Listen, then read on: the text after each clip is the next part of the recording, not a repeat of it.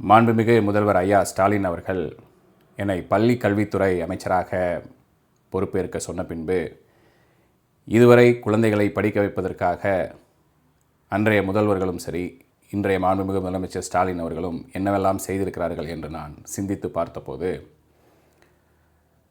சென்னை மாகாணத்தில் இருக்கிற குழந்தைகள் படிக்க வந்தால் மதிய உணவு தரப்படும் என்று அன்றைய நீதி கட்சி சொன்னது. அதன் பின்பு ஐயா காமராஜர் அவர்கள் முதலமைச்சராக இருந்த பொழுது மாநிலம் முழுவதும் இதை அமல்படுத்தினார். மாநிலம் முழுவதும் உள்ள குழந்தைகளுக்கு மதிய உணவு தரப்படும், நீங்கள் பள்ளிக்கூடத்திற்கு வந்து படித்தால் மட்டும் போதுமானது என்று சொன்னார். எம்ஜிஆர் அவர்கள் முதலமைச்சராக இருந்த பொழுது சத்துணவு திட்டத்தை விரிவாக்கி சத்துணவாக கொடுத்தார்.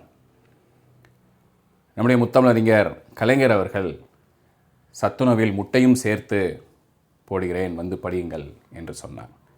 இலவசமாக பஸ் பாஸ் தருகிறேன், வந்து படியுங்கள் என்று சொன்னார்.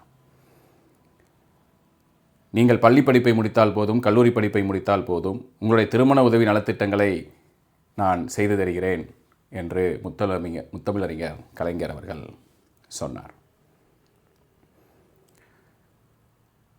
மடிக்கணினி தருகிறேன், சைக்கிள் தருகிறேன் என்று அம்மையார் அவர்கள் படிப்பதற்கு குழந்தைகளை ஊக்குவித்தார். கலவை சாதம் போட்டு பிள்ளைகளை படிக்கச் செய்தார்.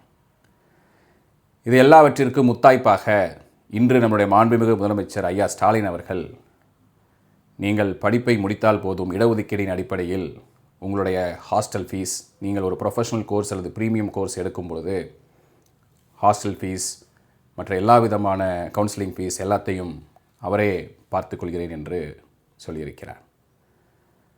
ஆக பிள்ளைகளை படிக்க வைப்பதற்காக இன்று சத்துணவில் முட்டை போடுகிறோம்.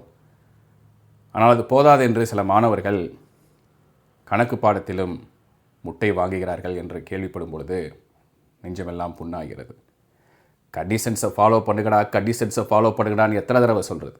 நீங்கள் கண்டிஷன்ஸை ஃபாலோ பண்ணலைனாலும் பரவாயில்ல, இந்த பேஜை ஃபாலோ பண்ணிவிடுங்க.